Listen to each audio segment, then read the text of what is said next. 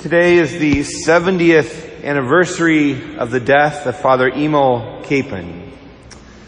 Father Emil Capon, if you do not know, is a priest from Pilsen, Kansas, down in the south, kind of southeast part of the state, east of McPherson, south of Abilene. He was ordained a priest in 1940, and then was in 1943 was assigned to the military base just outside of Harrington, Kansas, which Harrington is actually in our diocese. And he served at the military base in Harrington, Kansas until he actually was,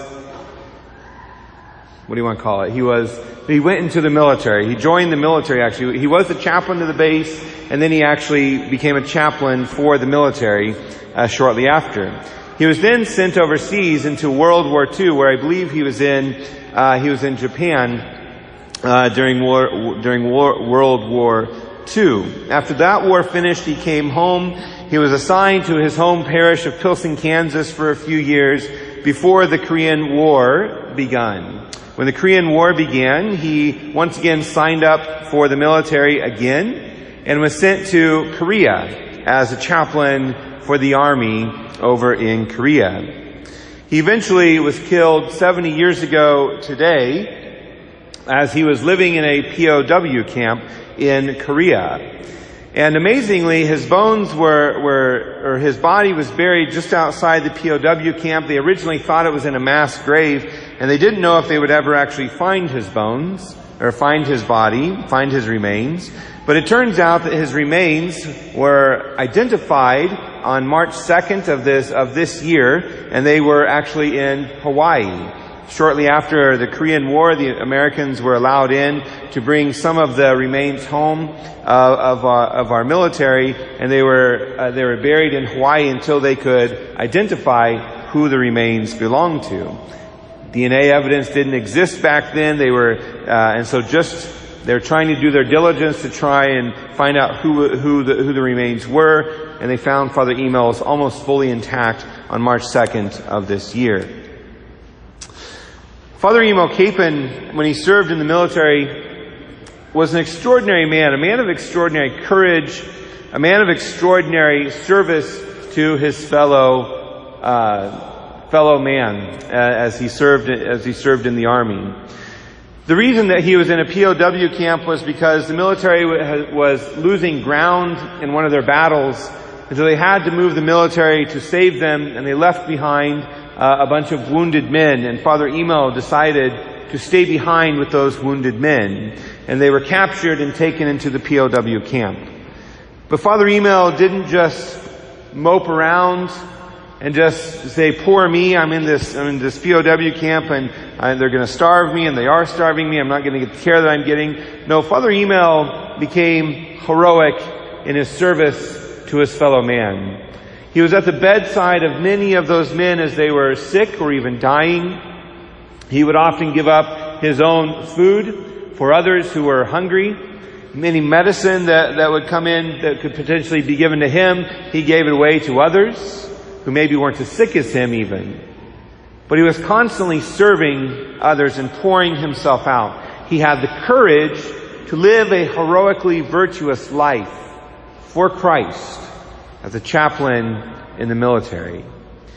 I do believe that this courage that Father Emil had during this time was one of supernatural abilities. There's no way that on a natural level he could have been able to do this. The supernatural courage that was within him came from the Holy Spirit. And I find it God's coincidence, find it appropriate that we celebrate Pentecost on the anniversary of the death of Father Emil, whose remains we just found a few months ago, and who will be buried later this fall. A funeral will be had, and he will be buried later this fall. Because I believe it's the Holy Spirit that empowered Father Emil to do the work that he was doing. To do the extraordinary work to serve his fellow man, to give up his own food that was helping to nourish his body when he was starving. To give up even the very little that they were given, to give it up to someone else. To take care of the sick who were often when he was often sicker than them, to still go and be with them as they were sick and to care for them, to pray for those and to encourage them, to settle disputes that were happening between the men in the POW camp, to keep the morale up of the men. As you could imagine, it would quickly decline in a place like that. The men who survived the POW camping and came home were the ones that began telling the stories of Father Emo, and started telling the stories of the heroism in which Father Emo lived his life when he was in that POW camp. Those stories became so pronounced that he was awarded the Medal of Honor in 2013 by President Obama. And he was beatified, he was declared servant of God by John Paul II in 1993. And now we await for news for his beatification, as many miracles have already been attributed to his intercession. The courage that Father Emo had, and the life and the heroism that Father Emo had, is one that we all should have as well. In the world in which we live, in which a world that we live is so contrary to the gospel, so contrary to the virtues that we believe hold us together as Christians, we have to be courageous. We have to be courageous to fight against our own flesh, to fight against these things in our life that hold us back, that don't bring us true happiness, that give pleasure for a moment, but then is quickly passing. St. Paul in his letter to the Galatians outlines a whole list of these things that actually prevent us from having the true happiness that we are called to have. He gives us a list of things that actually prevent us from even having supernatural grace. A list of mortal sins or sins of grave matter that prevent us from having sacramental grace and sanctifying grace within us. And so it would be good for us to go back to that reading from St. Paul's letter to the Galatians and look not just at the sins that he is outlining, but also look at the fruits of what happens when we live in the Holy Spirit, when we live a life of grace, which is the life lived in the Holy Spirit. It is a life in the Holy Spirit because we can only receive the sacraments through the gift of the Holy Spirit. Even the forgiveness of sins we heard in our gospel today, that Jesus pours out upon the apostles to forgive sins, even that comes from the Holy Spirit. So that when we live in the Holy Spirit, it is only then that we can have this joy, this love, this peace, this patience, this kindness, this generosity, faithfulness, gentleness, self-control. All of these things are built up within us to help us to live this faith in the world. Because we are not meant to be grouchy Christians. We are not meant to be sour-faced saints. But we are meant to be joyful Christians living a life of peace and joy in the world.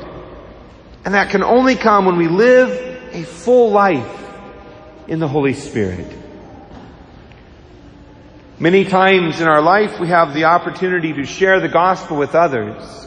And if we look at how the apostles shared the gospel in our first reading today from the Acts of the Apostles, we can recognize actually what we are called to do as well. Because that same Holy Spirit that descended on the apostles in the first century at Pentecost is the same Holy Spirit that descends upon us in our confirmation and gives us the sacraments today. The apostles who went out into the streets and preached all of these languages that they didn't know. As soon as they opened their mouth, they began speaking the languages of all of the people in the streets. And the reason that there are so many people in the streets is because Pentecost is a Jewish holiday that is a pilgrim feast. It's a celebration of the first fruits of the harvest. And so all of these Jews were required to make a pilgrimage to Jerusalem to offer sacrifice. And all the Jews throughout the entire world came to Jerusalem in order to do so. And so this is why there's so many different languages that are spoken. And this is why everyone in their own tongue could understand what the apostles were saying. Because the Holy Spirit was working in them and it was working in the receiver as well. So they could receive the word that the apostles were giving them. And their hearts could be transformed so that 5,000 people could convert to the Lord in one day. My friends, you and I are meant to live that same gospel. You and I are meant to go into the world and preach what the apostles preached. The love of God, God's plan for us in our lives. The sin disrupts this plan, and yet Jesus Christ has come to overcome that sin. And for us to root out sin in our life and root out those imperfections in our life with the help of the Holy Spirit. And as we live in the Spirit, we have this love and this joy and this peace and so on. All of these things come from a life in the Spirit. But we have to be willing to receive the sacraments on a regular basis, to receive the Eucharist as often as we are in the state of grace and as often as we are able to come to Mass, to receive confession as often as we need to, and even once a month to get in the habit of reflecting and examining our conscience in order to root out the sins in our life that are preventing us from having this joy that God is calling us to. Some of the reasons that we don't often share the faith, I think, is because we're afraid. Because we don't have the courage of Father Emo. We don't have the courage of the apostles. And that courage stifles the Spirit within us. But the fear that arises usually isn't a fear of actually saying what Jesus teaches us. It's usually a fear of what is someone going to think of me if I begin talking about Jesus Christ? What are they going to think of me if I challenge them in something that they're doing in their life that is not Christian, especially if they're another Catholic? And we challenge them on the Church's teachings. And yet we are called to do so. We are called to love them, and love them enough to love them into a deeper relationship with Jesus Christ. My friends, I encourage you today to have the courage of the apostles, to take on the courage that you received in your confirmation, to have the fortitude to live the faith that you have, the gift of faith that you were given in baptism. The Holy Spirit comes in those moments when it's difficult to live it if we just call upon Him to be with us, to recognize His presence so that we may act in the moment for Christ and with the Holy Spirit to give witness to Christ in the world. May we be the true Christians that God is calling us to be. And may we live this faith with joy, with peace, and may we live it in abundance in a world that hates Christians,